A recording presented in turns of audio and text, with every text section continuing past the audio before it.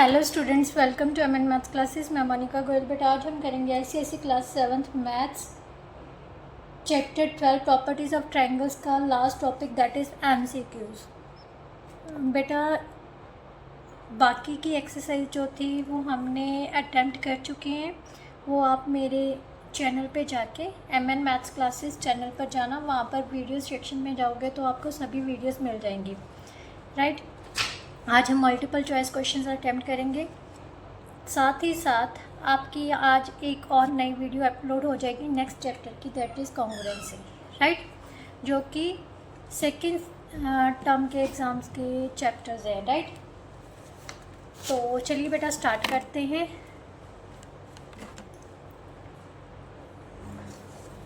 MCQs. अगर video अच्छी लगे तो लाइक शेयर एंड कमेंट ज़रूर कीजिएगा और साथ ही साथ चैनल को ज़रूर सब्सक्राइब कर लीजिएगा। तो चलिए स्टार्ट करते हैं। सबसे पहले एमसीक्यू है, if two angles of triangles are 110 and 35 degree it is an. बेटा कभी भी आपने तुक्का नहीं लगाना, ठीक है। दो एंगल्स दिए हुए हैं, दो एंगल्स, हमने सबसे पहले थर्ड एंगल पता करना है। थर्ड एंगल कैसे पता करना है? हमें पता है ट्रायंगल्स के तीनों एंगल्स का सम कितना होता है 180। अगर 180 में से इन दोनों का सम निकाल दें तो थर्ड एंगल हमारे पास आ जाएगा, ये 145 निकाल दिया, 35 डिग्री आ गया।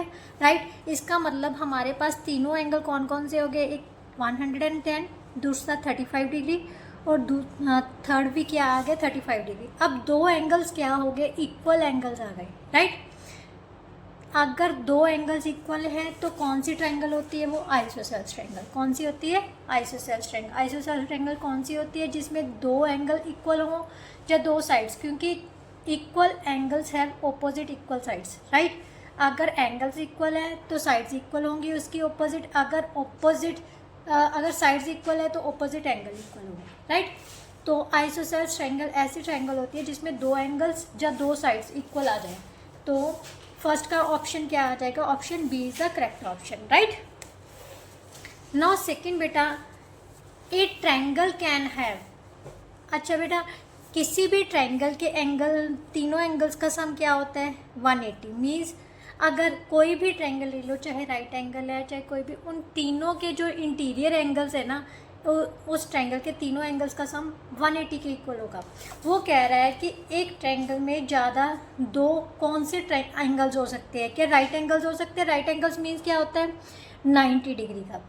क्या 90 डिग्री के दो एंगल्स हो सकते हैं? नहीं हो सकते। क्यों नहीं हो सकते? क्योंकि अगर 90 डिग्री का ये ले लिया, ये 90, ये तो 180 से ज़्यादा बन जाएगा क्योंकि इन दोनों का ही सम 180 आ गया। बट हमें ट्रायंगल्स के एंगल्स का सम 180 चाहिए। सो ये तो नहीं है। एक्यूट एंगल्स हो सकते हैं। क्यों? एक्यूट एंगल्स कौन से होते हैं? जो 90 से कम होते हैं। ठीक है, तो एक अगर 30 ले ले, एक 60 ले, एक 35 ले ले, एक 65 ले ले। राइट, तो थर्ड वन 80 आ जाएगा। इस तरह से हम, मतलब एक्यूट एंगल ट्रायंगल एक ऐसी ट्रायंगल है जिसमें दो से ज़्यादा एक्यूट एंगल्स हो सकते हैं। राइट, थर्ड वन में क्या है? If two angles of triangles, same दो एंगल्स दिए हुए हैं, थर्ड एंगल पता करना हो तो क्या करना है? 180 में से बाकी दोनों एंगल्स का सम माइनस कर दो। क्या कर देना है? माइनस कर देना है। ये कितना आ गया? 180 minus 110 that is equal to 70 degree. Right, so option A is the correct option. Right बेटा, अगला क्या है? If the angles of triangles are in ratio 1:1:2। बेटा इसकी एक ट्रिक है, देखो ध्यान से देखो। ये दो एंगल्स क्या हैं? इक्वल आ रहे हैं, और जो थर्ड एंगल है वो बाकी दो एंगल से डबल है। जब ऐसी कंडीशंस आ जाए तो वो राइट एंगल भी होगी और आइसोसेल्स ट्रायंगल भी होगी, क्योंकि दो एंगल तो इक्वल आ गए। दो एंगल किस में इक्वल होते हैं? आइसोसेल्स। तो चारों ऑप्शंस में पहले तो आइसोसेल्स निकाल लो। आइसोसेल्स यहीं पर पड़ा है। और अगर कई बार आइसोसेल्स ना दिया हो, जस्ट राइट एंगल दिया हो, तब हमने देखना है कि क्या ये जो नेक्स्ट एंगल है, वो जो थर्ड एंगल है, वह इनसे डबल आ रहा है। फॉर एग्जाम्पल, जैसे हमने 1x plus 1x plus 2x लिख लिया, ठीक है, इज इक्वल टू 180 डिग्री, क्योंकि मैंने आपको बताया है कि अगर रेशो में दिए हुए तो उसी रेशो में हमने एंगल्स को अज्यूम करना है। तो ये आ गया 4x is equal to 180।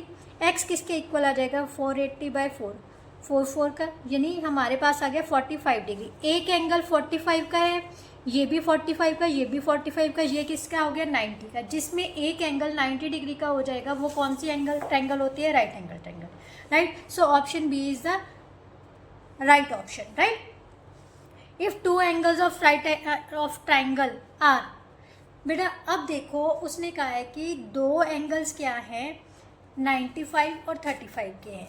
Third angle सबसे पहले पता करके देखना है आपने, 95 + 35, राइट। 180 में से मतलब दोनों एंगल्स का सम निकाल दो, आपको थर्ड एंगल पता चल जाएगा। 180 - 130, so that is equal to 50। अब तीनों एंगल कौन कौन से, 95, 35 और 50, ये तीनों अलग अलग एंगल है, तो इसका मतलब ये स्केलर ट्रायंगल होगी। बट ये भी ध्यान से देखो, ये जो 90 डिग्री से ऊपर है तो ऑब्ट्यूज भी हो सकता है, तो ध्यान से देखो ऑब्ट्यूज एंगल ट्रायंगल है नहीं है, तो स्केलर ही लिखा जाएगा क्योंकि तीनों एंगल्स की मेजर जो है वो डिफरेंट है, right. If the exterior angle of N isosceles triangle, बेटा अब उसने कहा है कि एक आइसोसेलेस ट्रायंगल है, ठीक है, उसका एक एक्सटीरियर एंगल दे दिया उसने 120 डिग्री का, राइट। तो and its interior opposite angles are equal. अब इसके इंटीरियरली जो ऑपोजिट एंगल्स हैं वो इक्वल है। मैंने मान लिया ये दोनों किसके इक्वल है, एक्स के इक्वल है, क्योंकि दोनों आपस में इक्वल है। अगर एक एक्स लेंगे तो दूसरा भी एक्स लेंगे, तो उसने इंटीरियर एंगल्स की मेजर पता करने को बोला है। हमें पता है जो एक्सटीरियर एंगल होता है वो सम ऑफ ऑपोजिट इंटीरियर एंगल्स के इक्वल होता है। सो 2x = 120, एक्स किसके इक्वल आ जाएगा बेटा 120/2, that is equal to 60 degree, right. So each interior angle किसके इक्वल हो जाएगा 60 डिग्री। बेटा एक बात और याद रखना, अगर आपको मेरी स्पीड थोड़ी सी ज़्यादा लग रही है, अभी मैम फास्टली करवा रही है, तो इसका भी सोल्यूशन है। आप क्या करना है, उस वीडियो के ऑप्शन साइड में सेटिंग का ऑप्शन आता है, सेटिंग पर जाना, वहाँ पर स्पीड लिखा होता है, स्पीड को स्लो कर देना, तो मेरी स्पीड अपने आप से स्लो हो जाएगी, राइट। मेरा यानी अगर मेरे पर कंट्रोल करना चाहते हो ना मेरी स्पीड पर, तो वो आपके हाथ में है, सभी के हाथ में है। कभी भी आप स्पीड को तेज़ कर दो, कभी भी आप स्लो कर दो। अगर आपने फास्टली करना है तो मतलब फास्ट कर दो, अगर स्लो करना चाहते हो तो स्पीड को स्लो कर दो, राइट।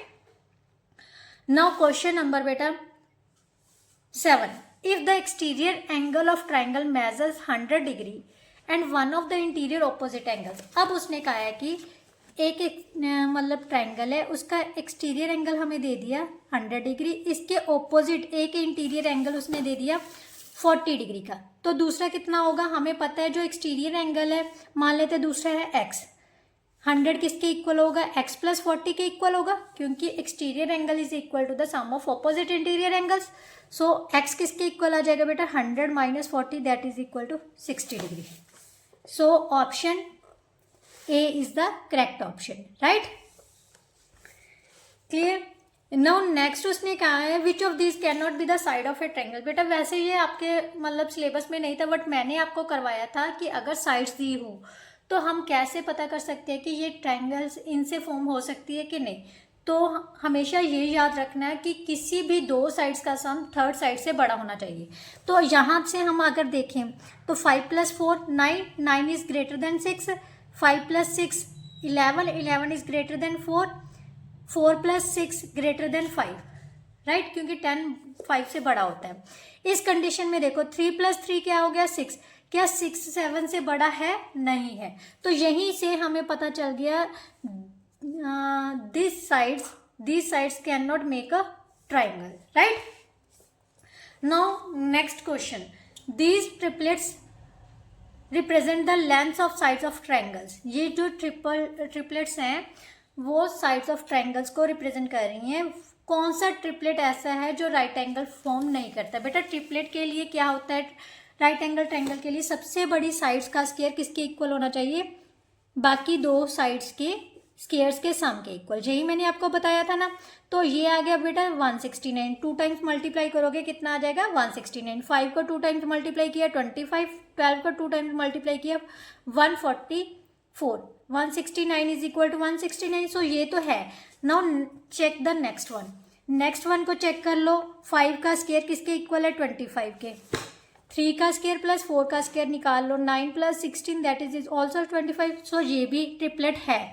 राइट एंगल का ट्रिपलेट है। अब नेक्स्ट चेक कर लो, सबसे बड़ी साइड कौन सी है 14, 14 का स्क्वायर किसके इक्वल होता है 196 के, राइट। नाउ 7 का स्क्वायर प्लस 13 का स्क्वायर फाइंड कर लो, 7 का स्क्वायर इज इक्वल टू 49, 13 का स्क्वायर किसके इक्वल होता है 169। सो ये आ गया 218, ये दोनों आपस में इक्वल नहीं है, so this one is not a triplet of right angle triangle, right. This triplet doesn't make a right angle triangle. Clear? So option C is the correct option. Now question number 10 बेटा, question number 10 में क्या दिया हुआ है, ABC is an isosceles triangle in which angle C is 90 degree. बेटा ध्यान से देखना, ये हमारे पास राइट एंगल ट्रायंगल दे दी ABC, जिसमें उसने कहा है जो C है वो 90 डिग्री का है। अब A और B कहीं पर भी ले लो, अब ए बी और सी, ठीक है। ए बी की लेंथ, ए सी की लेंथ हमें दे दी है 5 सेंटीमीटर, उसने ये आइसोसेलेस ट्रायंगल बोला है, तो हमें पता है ये तो सबसे बड़ी साइड होती है राइट एंगल ट्रायंगल में, ये तो नहीं इक्वल होगी, तो ये दोनों साइड्स क्या हैं आपस में इक्वल। अगर ये 5 है तो ये भी कितनी हो जाएगी 5 सेंटीमीटर। अब उसने कहा है कि ए बी का स्क्वायर, हमें पता है राइट एंगल ट्रायंगल में सबसे बड़ी साइड्स का स्क्वायर किसके इक्वल होता है, बाकी दोनों साइड्स के स्क्वायर के सम के इक्वल। So 5 का स्क्वायर प्लस 5 का square, so that is equal to 25 plus 25 which is equal to 50. So which one is our option? Option A is the correct option, right? Now question number 11 बेटा, the length of side of rhombus whose diagonals are। बेटा अब ध्यान से देखो, rhombus क्या होती है, rhombus ऐसी फिगर है, 4 साइडेड फिगर है जिसकी चारों साइड्स इक्वल होती है और जो डायगोनल्स होते हैं वो परपेंडिकुलर बाइसेक्ट करते हैं। क्या करते हैं, परपेंडिकुलर बाइसेक्ट, मतलब एक दूसरे को इक्वल पार्ट्स में डिवाइड करते हैं। मान लेते हैं ये ओ पे बाइसेक्ट करते हैं, ये हमारे पास रोम्बस है ए बी सी डी, एक डायगोनल की लेंथ है 12 सेंटीमीटर, इसका मतलब ये पूरी 12 सेंटीमीटर है तो ये कितनी हो जाएगी 6 सेंटीमीटर, हाफ उसका, right. O C is equal to half of A C, right. So that is equal to 6 centimetre, right. क्योंकि बेटा मैंने आपको बोला ना, जो डायगोनल्स कौन से होते हैं, ऑपोजिट वर्टिसेस को मिलाने से जो भी लाइन बनती है ना उसको हम डायगोनल बोलते हैं। डायगोनल्स जो हैं वो एक दूसरे को बाइसेक्ट कर रहे हैं, किस पॉइंट पर, ओ परपेंडिकुलर बाइसेक्ट मीन्स उनके साथ 90 डिग्री, एक दूसरे के साथ 90 डिग्री का एंगल भी बना रहे हैं और उस एक दूसरे को एक इक्वल पार्ट्स में डिवाइड भी कर रहे हैं। मतलब अगर ये पूरा 12 है तो आधा इसका कितना हो जाएगा 6 हो जाएगा। इसी तरह से बी डी जो है वो पूरी हमें दी हुई है 16 सेंटीमीटर, राइट। तो ओ डी कितनी आ जाएगी 8 सेंटीमीटर। अब हम ट्रायंगल, सिंपल एक ट्रायंगल ले लो, in triangle O C D, right. ये एक राइट एंगल ट्रायंगल बन गई। राइट एंगल ट्रायंगल में हमने सी डी की लेंथ पता करनी है। सी डी का स्क्वायर किसके इक्वल होगा, बाकी दोनों साइड्स के स्क्वायर के सम के इक्वल होता है। सो 8 का स्क्वायर प्लस 6 का स्क्वायर, सी डी का स्क्वायर किसके इक्वल आ गया 64 plus 36, so that is equal to 100। 100 को हम क्या लिख सकते हैं 10 का स्क्वायर। सो सी डी की लेंथ कितनी आ गई बेटा 10 सेंटीमीटर। सी डी किसके इक्वल आ गई 10 सेंटीमीटर। यहाँ पर जस्ट हमने क्या किया है बेटा, जो बाकी दोनों साइड है राइट एंगल ट्रायंगल बन रही है ना, ये देखो ध्यान से, ये हमारे पास क्या बन गई right angle triangle. Right angle triangle में ये सबसे बड़ी साइड है, क्योंकि जो 90 डिग्री का एंगल बनाती होती है वो तो छोटी साइड्स हो जाती हैं, और हमें पता है राइट एंगल ट्रायंगल में सबसे बड़ी साइड्स का स्क्वायर किसके इक्वल होता है, बाकी दोनों साइड्स के स्क्वायर के सम के इक्वल। तो वही मैंने लगा दिया। इससे हमारे पास सी डी की लेंथ कितनी आ गई 10 सेंटीमीटर, और हमें पता है रोम्बस की हर साइड क्या है इक्वल है। सो अगर ये 10 सेंटीमीटर है तो ये भी 10 सेंटीमीटर। सो ऑप्शन कौन सा आएगा, option D is the correct option, right. Now question number 12, the hypotenuse of A right angle triangle of sides. Hypotenuse पता करना है। राइट एंगल ट्रायंगल दी हुई है, इसमें बाकी साइड्स उसने दे दिए 8 सेंटीमीटर। मैंने आपको बोला है जो सबसे बड़ी साइड होती है उसको हाइपोटेन्यूज बोलते हैं, राइट। इन दोनों में से एक साइड होती है परपेंडिकुलर, एक होती है बेस, वो एंगल के अकॉर्डिंगली होती है। ये आ गई 6 सेंटीमीटर। ये पता करनी है, सबसे बड़ी साइड पता करनी है, तो हाइपोटेन्यूज का स्क्वायर किसके इक्वल होता है, बाकी दोनों साइड्स के स्क्वायर के सम के इक्वल, राइट। तो ये आ गया 64 plus 36 that is equal to 100।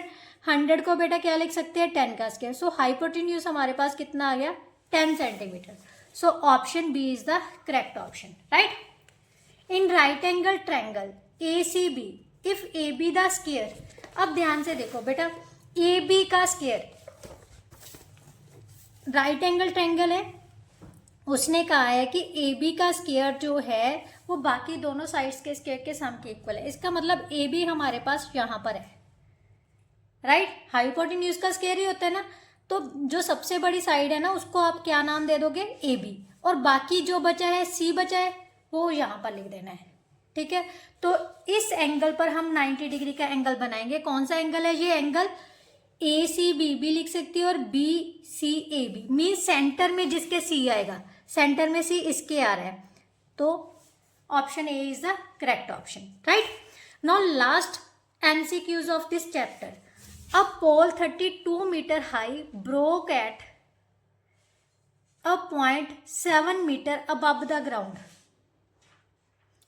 What did not separate? At what distance is the top of the pole from its bottom? बेटा ध्यान से देखो, ये हमारे पास खंबा है, ठीक है। खंबा टूट गया, ये टोटल कितना था 32 मीटर का, बट 7 मीटर की ऊंचाई के बाद, यहाँ से लेके 7 मीटर की ऊंचाई के बाद ये खंबा टूट के ग्राउंड से टच कर गया। 7 मीटर है तो बाकी का हिस्सा कितना था इसका, 32 minus 7, so that is equal to कितना बच गया 25। अगर ये 25 हिस्सा टूट के यहाँ पर लग गया तो ये किसके इक्वल आ जाएगी, 25 मीटर के इक्वल आ जाएगी। अब ये जो हिस्सा टच किया है ग्राउंड से वो इसके बेस से कितनी दूरी पर है यही पता करना है। अब हमें पता है, मान लेते हैं ये कितनी दूरी पर है, x मीटर की दूरी पर, और सबसे बड़ी साइड का स्क्वायर किसके इक्वल होता है, बाकी दोनों साइड्स के स्क्वायर के इक्वल, सम के स्क्वायर के सम के इक्वल, राइट। तो यहाँ से सॉल्व कर लेते हैं बेटा, ये आ गया 25, क्योंकि 25 को 25 से मल्टीप्लाई करोगे 625 is equal to 49 plus x square, right. तो यहाँ से हमारे पास एक्स स्क्वायर किसके इक्वल है, ये प्लस का, दूसरी साइड में जाके किसका हो जाएगा, माइनस का, right. X square is equal to,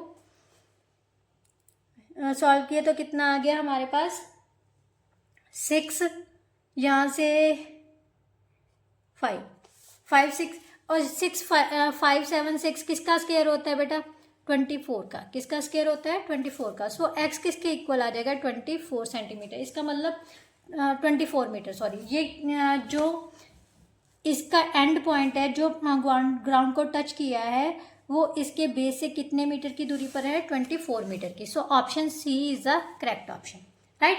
इसके साथ ही बेटा जो आपके ये एक्सरसाइज के MCQs से वो पूरी तरह से कंप्लीट होते हैं। आई होप सो आपको बहुत अच्छे से समझ आए होंगे। अगर समझ आ गए, वीडियो अच्छी लग रही है, मैम अच्छा डाल रहे हैं, तो प्लीज़ वीडियो को लाइक शेयर एंड कमेंट ज़रूर किया कीजिए, और साथ ही साथ चैनल को भी सब्सक्राइब कर लीजिए। ऐसी बहुत सी अच्छी अच्छी वीडियो अभी आपको मिलने वाली है एग्ज़ाम से पहले, ठीक है। आई नो आपका आई थिंक 20th को है शायद, फर्स्ट पेपर जो है 20th को स्टार्ट है ना, मैथ्स का ही पेपर है, तो उससे पहले जितनी कोशिश होगी वो मैं आपको चैप्टर्स कंप्लीट करवा दूंगी, ठीक है।